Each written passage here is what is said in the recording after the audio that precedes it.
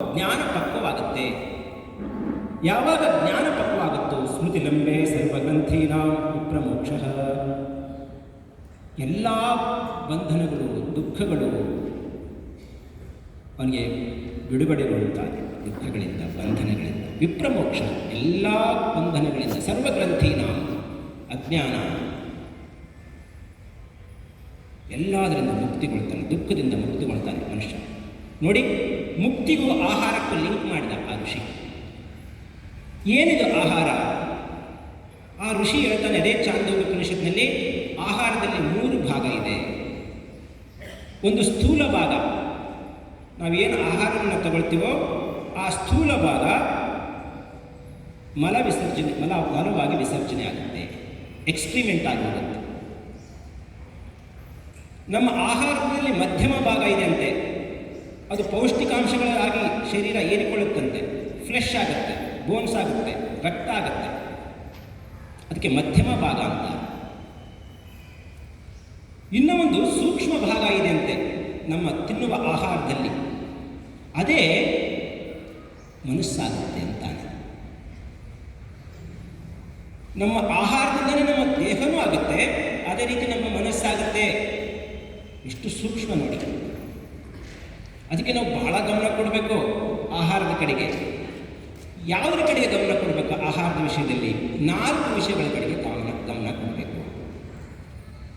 ಒಂದನೇದು ಮೂಲ, ಆಹಾರದ ಮೂಲ. ಏನು ಮೂಲ?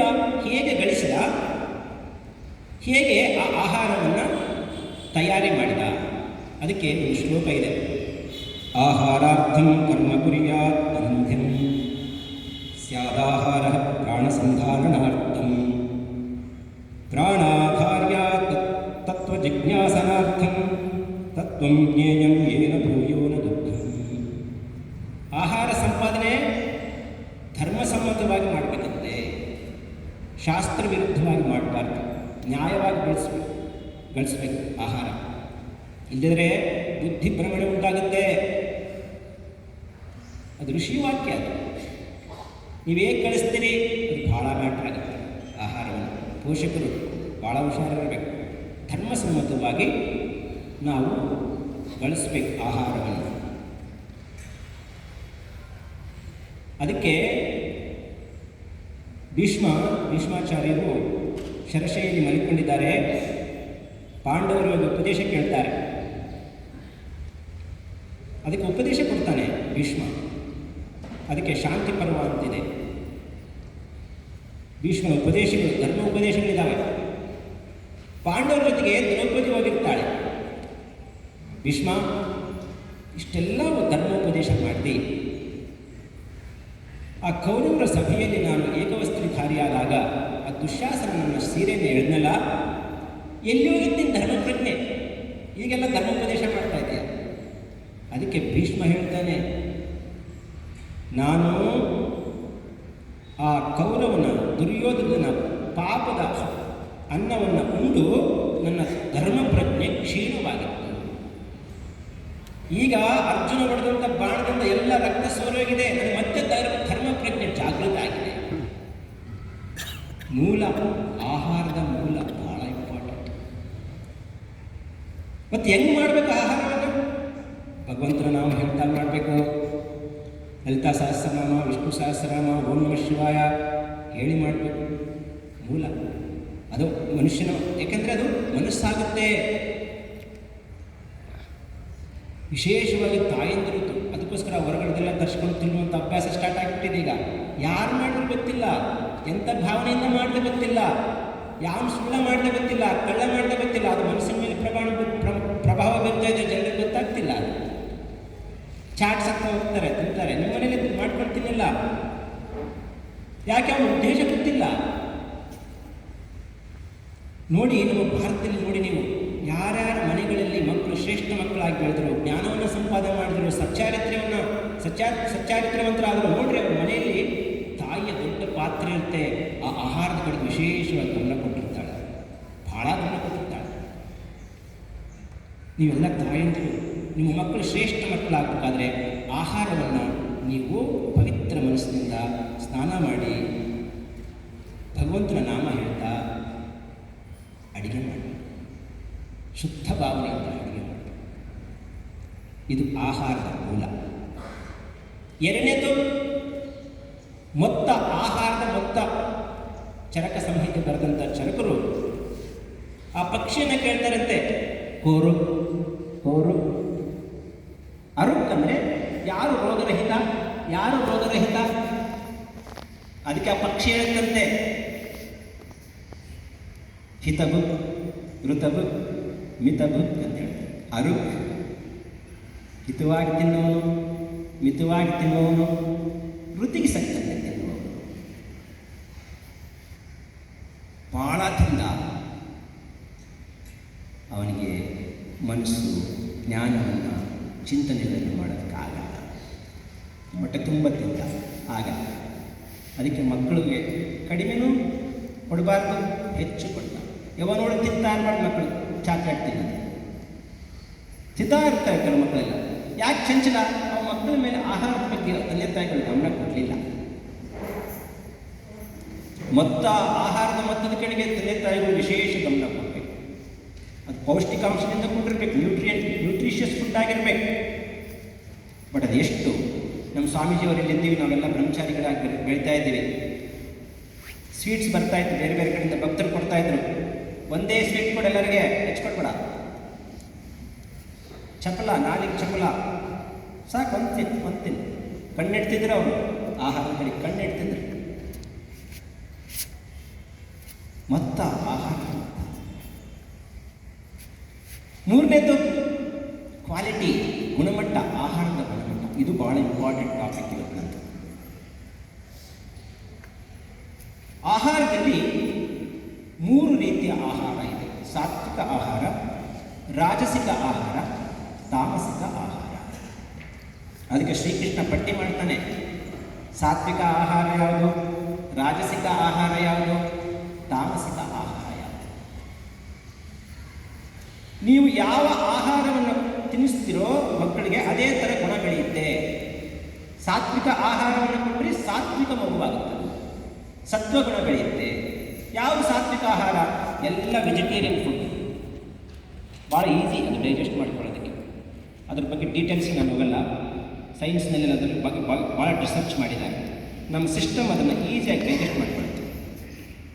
2-3 ತಾಸಿಗೆ ಡೈಜೆಸ್ಟ್ ಆಗುತ್ತೆ. ಸಾತ್ವಿಕ ಆಹಾರ ಅದು ಭಾಳ ಜೆನೆಟಿಕ್ ಕೋಡ್ ಭಾಳ ಕಡಿಮೆ ಇರುತ್ತೆ, ಭಾಳ ಈಸಿಯಾಗಿರುತ್ತೆ. ಸಸ್ಯಾಹಾರ ಜೆನೆಟಿಕ್ ಕೋಡು ಮಾಂಸಕ್ಕೂ ಭಾಳ ಕಷ್ಟ. ಅದಕ್ಕೆ 24 ವರ್ಷ ಆಗೋವರೆಗೆ ಬ್ರೈನ್ನಲ್ಲಿ 3 ಪಾರ್ಟ್ ಇದೆ. ಒಂದನೇದು instinctive brain, limbic brain, prefrontal cortex ಅಂತ. ಈ ಪ್ರೀಫ್ರಂಟಲ್ ಕಾರ್ಟೆಕ್ಸ್ ಬೆಳಿಬೇಕು ಅಂದರೆ ಆ ಫುಡ್ಡಿನ ಕಡೆಗೆ ಗಮನ ಕೊಡಬೇಕು. ರಾಜಸಿಕವಾದ ಫುಡ್ ತಿಂದ, ತಾಮಸಿಕವಾದ ಫುಡ್ ತಿಂದ ಅಂದರೆ ಲಿಂಬಿಕ್ ಸಿಸ್ಟಮ್ ಆ್ಯಕ್ಟಿವೇಟ್ ಆಗುತ್ತೆ. ಯಾವಾಗಲೂ ಚಂಚಲವಾಗಿರ್ತಾನೆ, ಡಲ್ಲಾಗಿರ್ತಾನೆ. ಯಾಕೆ ಡಲ್ಲಾಗಿರ್ತಾನೆ? ಆಹಾರದ ಕಡೆಗೆ ತಂದೆ ತಾಯಿಗಳು ಗಮನ ಕೊಡಲಿಲ್ಲ. ಸಾತ್ವಿಕ ಆಹಾರವನ್ನು ಕೊಡಬೇಕು. ಸಸ್ಯಾಹಾರ ಅದು ಕೂಡ ಅದು ರುಚಿಯಾಗಿರಬೇಕು. ಬಟ್ ಭಾಳ ಖಾರ ಇರಬಾರ್ದು, ಉಪ್ಪಿರಬಾರ್ದು, ಹುಳಿ ಇರಬಾರ್ದು. ಅದೆಲ್ಲ ಲೀಸ್ಟ್ ಮಾಡಿದ್ದಾರೆ. ಅದನ್ನು ಓದಬೇಕು ನೀವು. ಅನ್ನೋದನ್ನೆಲ್ಲ ಡೀಟೇಲ್ಸ್ಗೆ ಹೋಗೋದಕ್ಕೆ ಈಗ ಸಮಯಾವಕಾಶ ಇಲ್ಲ. ಎಲ್ಲ ಲೀಸ್ಟ್ ಮಾಡ್ತಾನೆ ಶ್ರೀಕೃಷ್ಣ. ಶ್ರದ್ಧಾತ್ರಯ ವಿಭಾಗ ಯೋಗ ಅಂತ ಒಂದು ಚಾಪ್ಟರ್ ಇದೆ. ಅದರಲ್ಲಿ ಅವನು ಲೀಸ್ಟ್ ಮಾಡ್ತಾನೆ ಆಹಾರದೆಲ್ಲ. ಆಯುಸ್ಸತ್ವ ಬಲಾರೋಗ್ಯ ಸುಖ ಪ್ರೀತಿ ವಿವರ್ಧನ ರಸ್ಯಾ ಸ್ನಿಗ್ಧಾ ಸ್ಥಿರಾ ಹೃದಯ ಆಹಾರ ಸಾತ್ವಿಕ ಪ್ರಿಯ. ಅದು ಭಾಳ ಆಯುಸ್ಸು, ಸತ್ವ, ಬಲ, ಆರೋಗ್ಯ, ಸುಖ, ಪ್ರೀತಿ ಇವುಗಳನ್ನ ವೃದ್ಧಿ ಮಾಡಬೇಕಂತ. ಅದು ಸಾತ್ವಿಕ ಆಹಾರ. ಯಾವುದು ಭಾಳ ಉಪ್ಪು, ಭಾಳ ಕಹಿ, ಭಾಳ ಉಷ್ಣ, ಬಹಳ ಖಾರ, ಒಣಗಿನ ಪದಾರ್ಥ ದಾಹವನ್ನು ಉಂಟು ಮಾಡುತ್ತೆ, ಶೋಕವನ್ನು ಉಂಟು ಮಾಡುತ್ತೆ, ಅದು ರಾಜಸಿಕ ಆಹಾರ. ಅದನ್ನು ತಿಂದರೆ ಮನಸ್ಸು ಚಂಚಲ ಆಗುತ್ತೆ, ಅದನ್ನು ತಿನ್ಬೇಡ. ಇನ್ನೊಂದು ತಾಮಸಿಕ ಆಹಾರ ಇದೆ ಅಂತೆ. ಯಾತಯಾಮಂ ಗತರಸಂ ಪೂತಿಪರ್ಯಷಿತಂ ಚಯತ್ ಉಜ್ಜೇಷ್ಟಮಪಿ ಚಾಮೇಧ್ಯಂ ಭೋಜನಂ ತಾಮಸ ಪ್ರಿಯಂ. 3 ತಾಸು ಆದಮೇಲೆ ತಿನ್ನೋದು ಯಾತ ಫ್ರೆಶ್ ಆಗಿ ಊಟ ಮಾಡಬೇಕು. ಫ್ರಿಜ್ನಲ್ಲಿ ಊಟ ಮಾಡ್ತಾರಲ್ಲ, ಇವತ್ತಿನ ನಾಳೆ ನಾಡಿದ್ದು, ಅದು ಯಾತ ಅದು ಯಾತಯಾಮಲ್ಲ. ಹೇಗೂ 3 ತಾಸು ಆದಮೇಲೆ ಊಟ ಅದನ್ನು ಮಾಡಬಾರ್ದು ಅಂತ. ಅದು ತಾಮಸಿಕ ಆಹಾರ, ಮನಸ್ಸನ್ನು ಡಲ್ ಮಾಡಿ. ಎಸ್ಪೆಷಲಿ ಮಾಂಸವನ್ನು ತಾಮಸಿಕ ಆಹಾರದಲ್ಲಿ ಸೇರಿಸಿದ್ದಾರೆ. ಸಣ್ಣ ಮಕ್ಕಳಿಗೆಲ್ಲ ಮಾಂಸವನ್ನು ಕೊಡಬಾರ್ದು. ಸ್ವಲ್ಪ ಬೆಳಿಬೇಕು. ಅದಕ್ಕೆ ಬೇರೆ ಅದಕ್ಕೆ ಮಾಂಸದ ವಿರುದ್ಧವಾಗಿ ಮಾತಾಡ್ತಿಲ್ಲ, ಅದಕ್ಕೊಂದು ಯೋಧರಿಗೆ ಬೇಕಾಗುತ್ತೆ, ಬೇರೆ ಬೇರೆ ಸ್ಟೇಜಲ್ಲಿ ಇರೋರಿಗೆ ಬೇಕಾಗುತ್ತೆ. ಬಟ್ ಸಣ್ಣ ಮಕ್ಕಳು, ಬೆಳೆಯುವಂಥ ಮಕ್ಕಳಿಗೆ ಮಾಂಸವನ್ನು ಕೊಡಬಾರ್ದು. ಅದು ತಾಮಸಿಕ ಆಹಾರ. ಅದು ನಿದ್ರಾ, ಆಲಸ್ಯ, ಪ್ರಮಾದಗಳಿಗೆ ಉಂಟು ಮಾಡಬೇಕು. ಅವನು ಡಲ್ಲಾಗಿರ್ತಾನೆ, ಮಾಡಬಾರ್ದೆಲ್ಲ ಮಾಡ್ತಾನೆ. ಯಾಕೆ? ಆಹಾರದಲ್ಲಿ ನೀವು ಗಮನ ಕೊಡಲಿಲ್ಲ, ತಾಮಸಿಕ ಆಹಾರವನ್ನು ತಗೋತಾ ಇದ್ದಾರೆ. 1ನೇದು ಮೂಲ, 2ನೇದು ಮೊತ್ತ, 3ನೇದು ಗುಣಮಟ್ಟ, ಕ್ವಾಲಿಟಿ ಆಫ್. ಇನ್ನೊಂದಿದೆ, ಆ ಆಹಾರವನ್ನು ತೆಗೆದುಕೊಳ್ಳುವ ವಿಧಾನ. ಕೈಕಾಲುಗಳನ್ನು ತೊಳ್ಕೊಂಡು ಫ್ರೆಶ್ ಬಟ್ಟೆ ಹಾಕ್ಕೊಂಡು ನಾವೆಲ್ಲ ಆಶ್ರಮದಲ್ಲಿ ಮಾಡ್ತೀವಿ. ಕರೆಕ್ಟಾಗಿ ಭಗವಂತನ ನಾಮ ಹೇಳಿ ಪರಿಶೇಚನೆ ಮಾಡಿ, ಈ ಥರ ಎಲ್ಲ ನೀರು ತಗೊಂಡು ಪರಿಶೇಚನೆ ಮಾಡಿ ಅದನ್ನು ಊಟ ಮಾಡ್ತೀವಿ. ಅಮೃತೋಪಸ್ತರಣವರ್ಸಿ ಸ್ವಾಹ ಅಂತ. ಅದು ಅಮೃತ, ಪ್ರಾಣಾಗ್ನಿಹೋತ್ರ. ಅದು ಊಟ ಅಂದರೆ ಅನ್ನಂ ನ ನಿಂದ್ಯಾ ಪರಿಚಕ್ಷೀತ, ಅನ್ನಂ ನ ಪರಿಚಕ್ಷೀತ, ಅನ್ನಂ ಬ್ರಹ್ಮ ವ್ಯಜೇನ ವಿಜೇನೇತಿ, ಅನ್ನಂ ಬ್ರಹ್ಮೇತಿ ವ್ಯಜಾನಾತ್, ಅನ್ನಂ ಬ್ರಹ್ಮೇತಿ ವ್ಯಜಾನಾತ್. ಬ್ರಹ್ಮವೇ, ಅನ್ನವೇ ಬ್ರಹ್ಮ. ಅದನ್ನು ನಿಂದಿಸಬೇಡ, ರೆಸ್ಪೆಕ್ಟ್ ಕೊಡಬೇಕು. ಅದಕ್ಕೆ ಸರಿಯಾಗಿ ಕೂತ್ಕೊಂಡು ದೇವರ ಸ್ಮರಣೆ ಮಾಡ್ತಾ ಅನ್ನವನ್ನು ಊಟ ಮಾಡಬೇಕು. ಇವಾಗೆಲ್ಲ ನಾವು ಸೋಫಾದ ಮೇಲೆ ಕೂತ್ಕೊಂಡು ತಿನ್ನೋದು, ಮಾತಾಡ್ಕೊಂಡು ತಿನ್ನೋದು, ಬೈಕೊಂಡು ತಿನ್ನೋದು, ಅದು ನಿಮ್ಮ ಮನಸ್ಸಾಗುತ್ತೆ. ಆಹಾರದ ಕಡೆಗೆ ಯಾರ್ಯಾರ ಮನೆಗಳಲ್ಲಿ ವಿಶೇಷ ಗಮನ ಕೊಡ್ತಾರೋ ಅಂಥವ್ರ ಮನೆಯಲ್ಲಿ ಶ್ರೇಷ್ಠ ಮಕ್ಕಳು ನಿರ್ಮಾಣ ಆಗ್ತಾರೆ. ಇದಕ್ಕೆ ಯಾವ ಸಂಶಯವೂ ಬೇಡ. ಇದು ಪ್ರೂವ್ ಆಗಿದೆ, ನಮ್ಮ ಋಷಿಗಳು ಪ್ರೂವ್ ಮಾಡಿಬಿಟ್ಟಿದ್ದಾರೆ, ಭಾಳ ಹಿಂದೆ ಪ್ರೂವ್ ಮಾಡಿದ್ದಾರೆ. ನೋಡಿ ನಿಮ್ಮ ಸಮಾಜದಲ್ಲಿ